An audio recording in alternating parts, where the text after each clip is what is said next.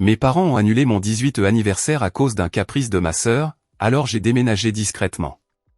Et j'ai regardé leur vie parfaite s'effondrer. Sans moi ta sœur a besoin de calme ce soir, On a annulé ton anniversaire.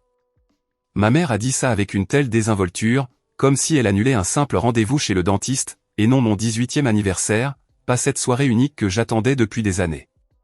Je me tenais là, au milieu des décorations de jardin à demi éclairées, qui ondulaient encore dans la brise chaude de l'Arizona, tandis que les cookies aux pépites de chocolat refroidissaient sur la table, cette table que j'avais dressée moi-même. Je n'ai pas crié. Je n'ai pas pleuré. J'ai simplement soufflé sur les bougies éteintes, une par une, et j'ai senti quelque chose bouger en moi, quelque chose de silencieux, de tranchant, de définitif. Ils pensaient que mon silence signifiait la reddition. Ils n'ont jamais imaginé que c'était le début de tout ce qui allait s'effondrer par la suite. Je m'appelle Léla, et si vous aviez rencontré ma famille de l'extérieur, vous auriez pu penser que nous étions l'un de ces foyers calmes et stables. Le genre que les gens envient, avec des haies bien taillées, des lumières chaleureuses sous le porche, et des photos de vacances encadrées le long du couloir. Et d'une certaine manière, cette illusion était le but. Mes parents travaillaient dur pour que tout ait l'air parfait, du moins là où les autres pouvaient le voir. À l'intérieur, cependant, j'ai appris très tôt que la perfection avait un prix, et que c'était généralement moi qui le payais. Grandir avec Miranda signifiait apprendre à s'effacer, avant même de comprendre ce que cela voulait dire.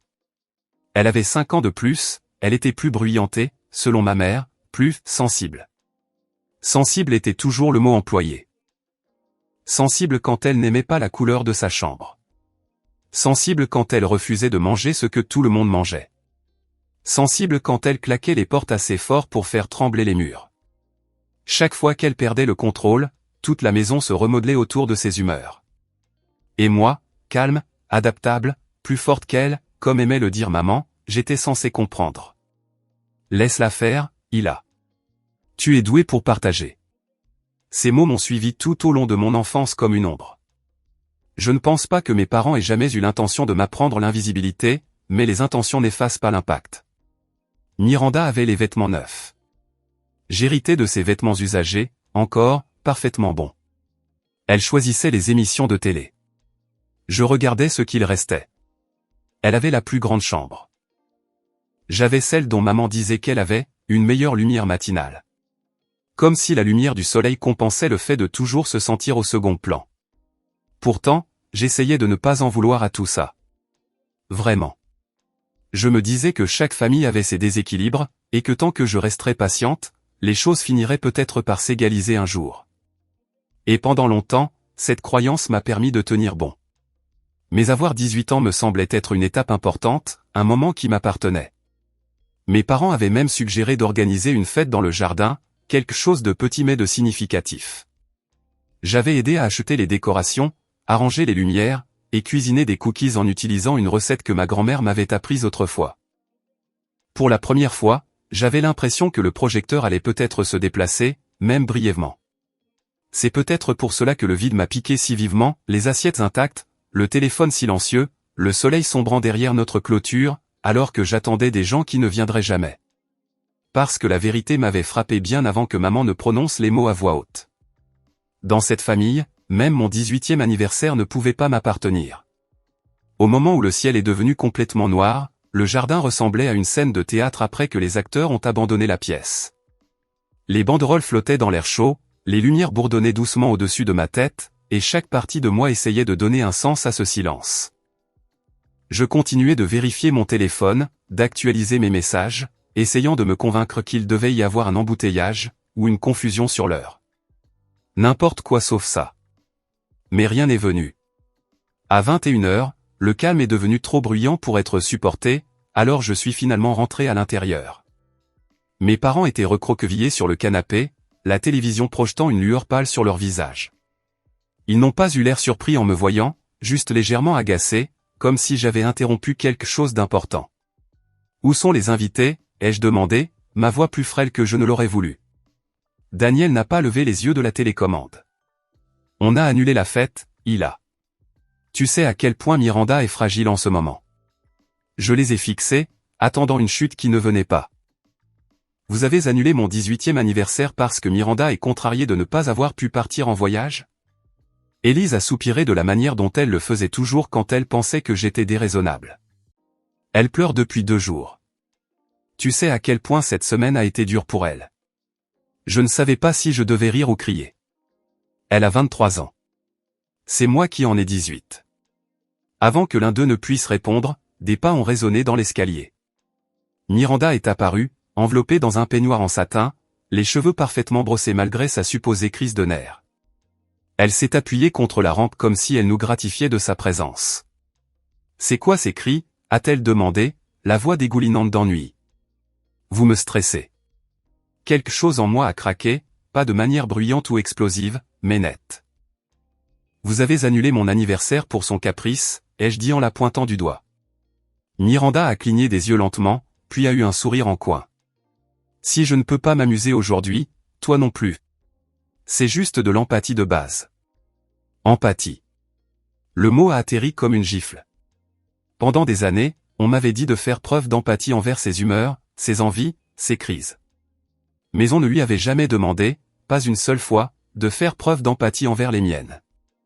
J'ai fini, ai-je chuchoté, plus pour moi-même que pour eux.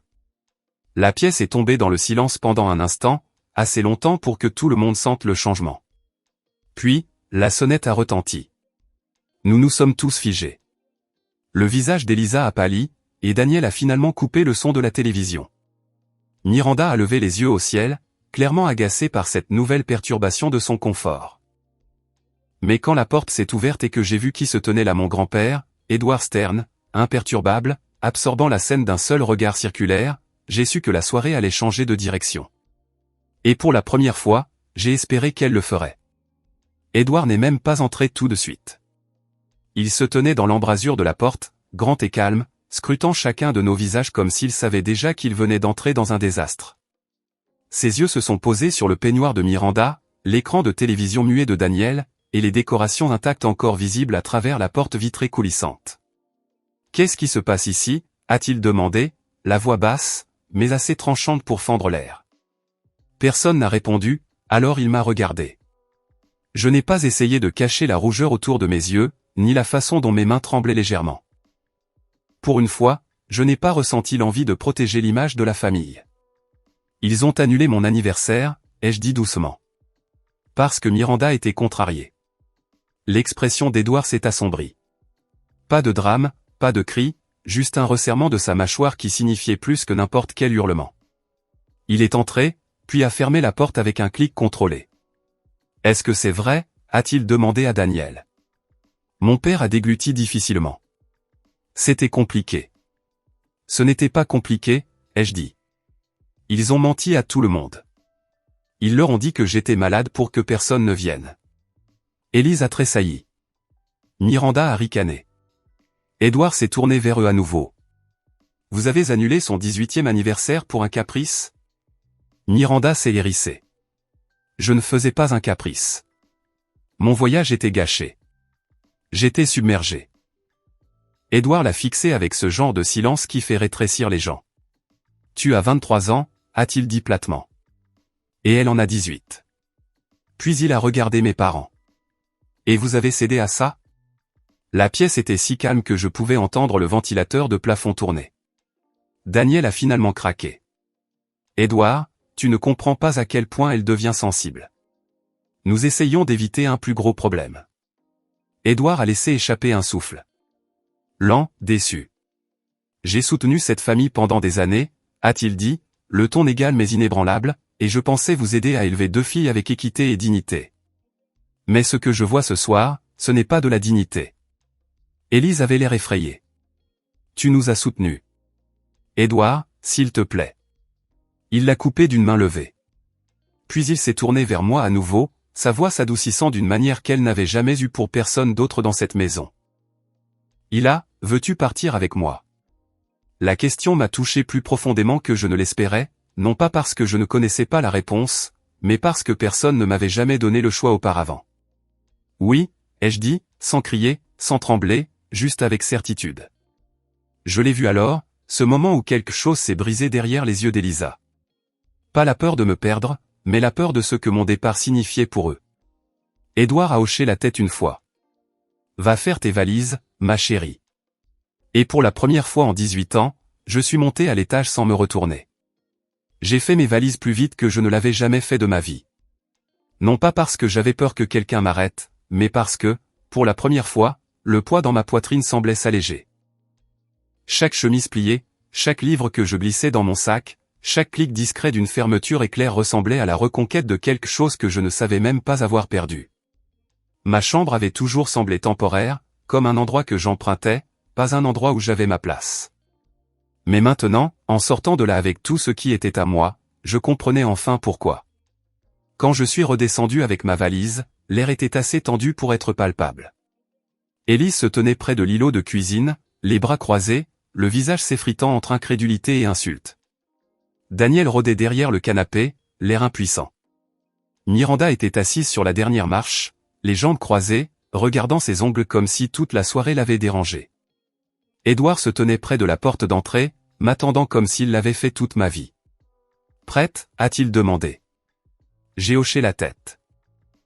Mais avant que nous puissions partir, Élise s'est avancée. « Ila, ma chérie, ne sois pas impulsive. Ta sœur ne voulait pas te blesser. On peut arranger ça. On peut prévoir une autre fête. Vous avez annulé celle que j'avais, ai-je dit, sans élever la voix. Et vous ne m'avez même pas prévenu. C'était un malentendu, a ajouté Daniel. Non, ai-je répondu. C'était une habitude. Cela l'a fait taire. Miranda a laissé échapper un soupir dramatique. Oh mon Dieu, Ila, arrête de jouer les martyrs.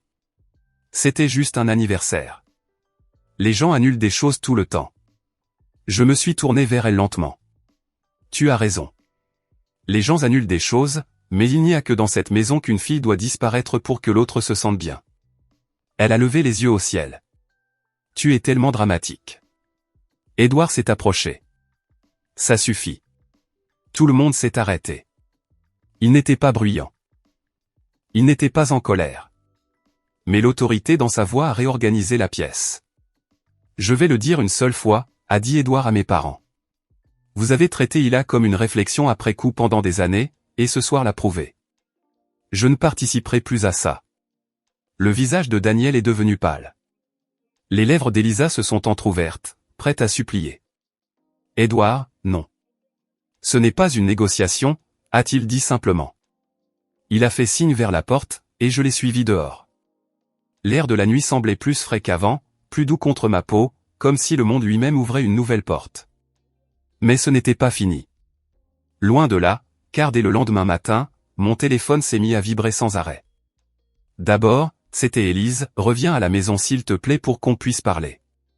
On ne voulait pas que les choses deviennent si émotionnelles. Puis Daniel, ta mère et moi voulons nous excuser. Miranda est très fragile en ce moment. On essayait de gérer tout ça du mieux qu'on pouvait. Fragile, bien sûr. Puis Miranda, de manière prévisible, tu es en train de ruiner toute la famille pour une fête. Grandis un peu, Ila. Je n'ai répondu à aucun d'entre eux. Édouard m'a préparé le petit déjeuner, des œufs, des toasts, un bol de fruits qu'il avait coupé lui-même. Tout semblait calme, stable, une vie qui avait du sens, une vie qui ne tournait pas autour des caprices de quelqu'un. Tu es en sécurité ici, a-t-il dit. Pour aussi longtemps que tu en auras besoin. Pendant une semaine, j'ai vécu en paix. Pas de cris, pas besoin de marcher sur des œufs. Caleb me raccompagnait de l'école tous les jours, prenant de mes nouvelles sans poser de questions. Édouard m'aidait à regarder les universités et les bourses, fier de chaque étape que je franchissais. Mais mes parents n'ont pas arrêté. Ils ont intensifié leurs efforts. Tu nous manques. On veut arranger les choses. Ta place est à la maison. Puis finalement, si tu veux revenir, dis-nous ce que tu attends de nous. Alors je l'ai fait. Je leur ai envoyé un seul message. Miranda doit déménager définitivement. Ce n'était pas une vengeance. C'était une question de clarté. S'il la choisissait encore, même si cela signifiait me perdre, alors j'aurais enfin ma réponse. Daniel a répondu en premier. On peut en discuter. Puis Élise, on veut juste que notre famille soit à nouveau entière. Mais Miranda, elle, n'a rien envoyé. Et puis, 2 jours de silence. Le 3e jour, alors que je marchais avec Caleb en rentrant de l'école, une voiture argentée tournait au ralenti près du trottoir. Mon estomac s'est noué dès que j'ai vu qui était appuyé contre elle, Miranda. Elle s'est décollée du capot dès qu'elle m'a repéré. Il faut qu'on parle. Pas sans lui, ai-je dit en faisant un signe de tête vers Caleb. Elle lui a lancé un regard méprisant. Je ne parle pas à ton chien de garde. Alors tu ne me parles pas, ai-je répondu. Sa mâchoire s'est serrée. Tu es en train de détruire maman et papa. Ils sont dans un sale état. Ils n'ont pas dormi. Ils sont terrifiés à l'idée qu'Edouard leur coupe les vivres. Je me suis arrêté de marcher. Terrifié de perdre l'argent. Pas terrifié de me perdre. Tu déformes tout, a-t-elle dit. Non, je dis la vérité. C'est laquelle a complètement craqué. Elle s'est jetée sur moi, saisissant mon poignet. Caleb s'est interposé instantanément entre nous, l'écartant de moi avec facilité. Va-t'en, lui a-t-il dit. Mais Miranda, fidèle à elle-même, a préféré l'escalade. Tu te crois meilleur que moi maintenant, à vivre avec grand-père. Tu n'es rien sans cette famille. Je n'étais rien dans cette famille, ai-je dit. Je n'ai pas crié. Je n'ai pas pleuré. Mais j'ai levé la main pour lui donner un avertissement clair. Si tu me touches encore une fois, j'appelle la police. Ses yeux se sont écarquillés, non pas de peur, mais d'incrédulité que quelqu'un lui dise enfin non. Elle ne nous a pas suivis après ça, parce qu'elle savait que cette ligne ne bougerait pas. Ce soir-là, j'ai tout raconté à Edouard. Il voulait appeler la police immédiatement, mais j'ai secoué la tête. Elle a compris le message, ai-je dit. C'est suffisant. Il m'a regardé pendant un long moment, puis a hoché la tête. Je suis fier de toi. 2 jours plus tard, mes parents ont finalement répondu à mon ultimatum, et leur message m'a tout dit. Nous avons décidé que Miranda continuerait de vivre avec nous. Tu nous as montré qu'on ne pouvait pas te faire confiance. Tu es manipulatrice, jalouse et ingrate. Nous voulions seulement que tu reviennes pour aider à réparer les choses avec Edouard, mais nous nous débrouillerons sans toi. Les mots n'ont pas fait mal.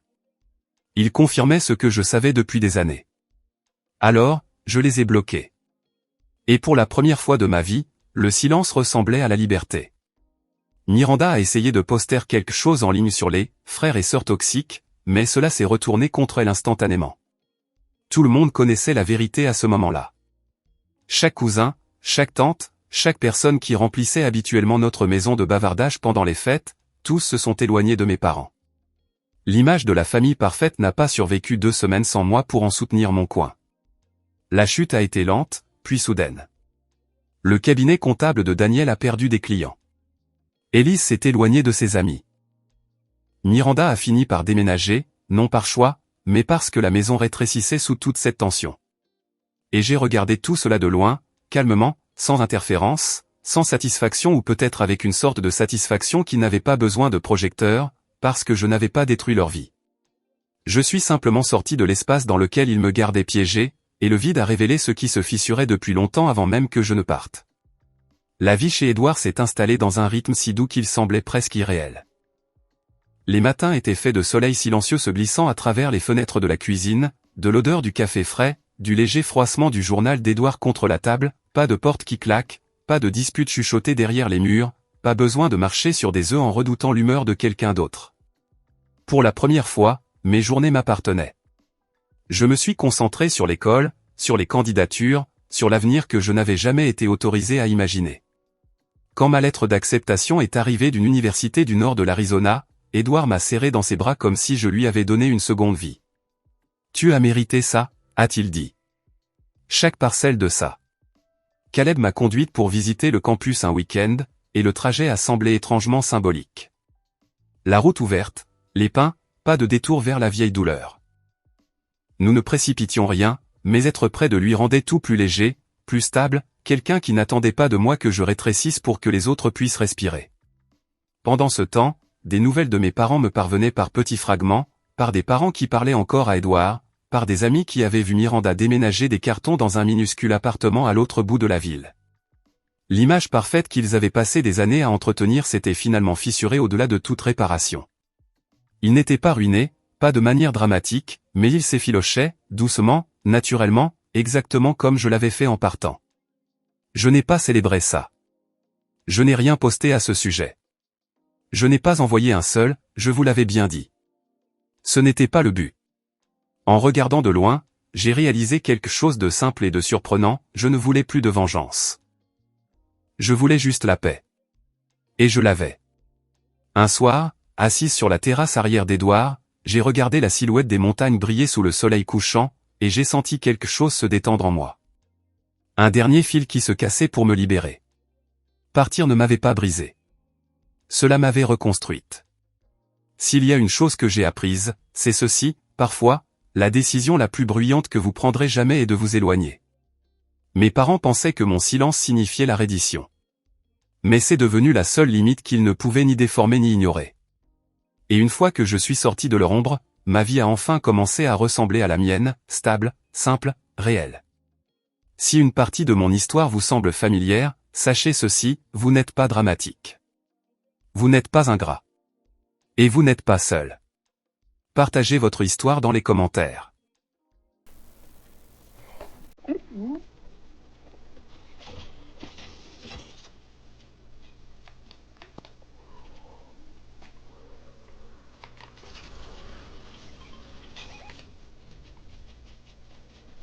¿Qué voy, amigos?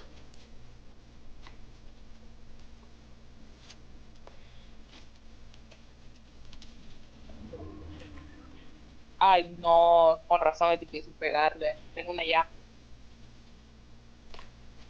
¿A poco?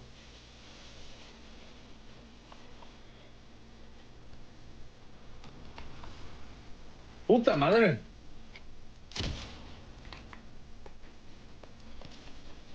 ¡Ahí está mi Doria! ¡Ah! ¿Es que tocado? Estaba marcado. ¿Qué ha bajado? Ay, ay, cabrón, ay, cabrón, ay, cabrón. Hay uno que sí está muy muerto. Ay, ese cabrón, creo que le rompió el escudo. Vamos, vamos, vamos. Yo voy, me la juego. Es cierto, que se los tres. Sí se apiadó de mí, Medina. Oh, ¡No! Mi muchacho.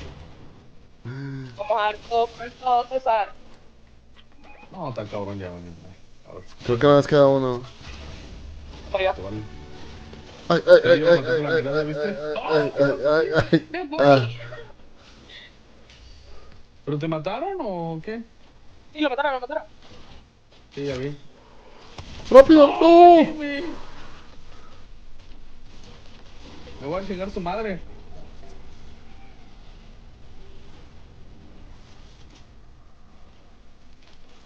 Pero sube, pues. Con un silla. Lo traigan para acá. No. Ayuda. Corre, tú corre. Salta, agarra la tiroleta, salta, agarra la tiroleta. Y se Salta, va. esquiva, rueda. Lo hice muy fácil. Es fácil. Uy, uy, uy. What the fuck con Medina, ¿sí le sabe?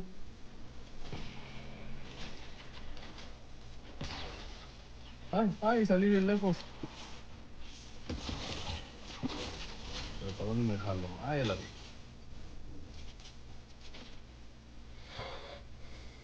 Pensando. Pensando como otro. No, ahí la está viendo. No. Adiós, puto. Ay, ay, ay. No,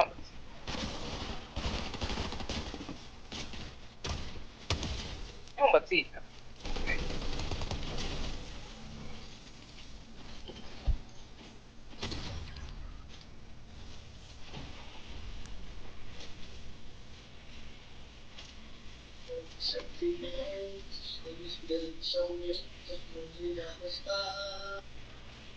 Oh, lo perro.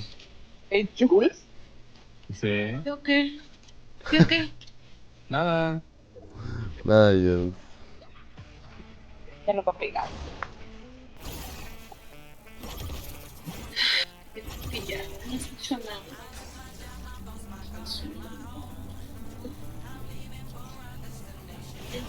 No, César, corre.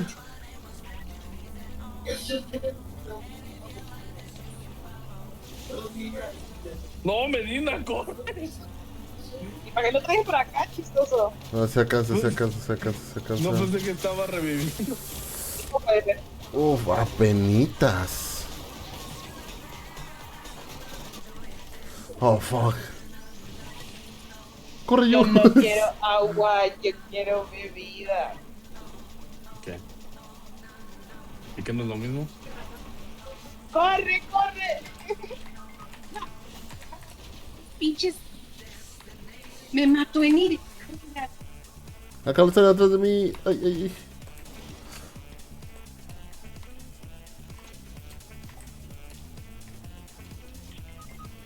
Maldición. Sí. Fuck. Ya, Antonia.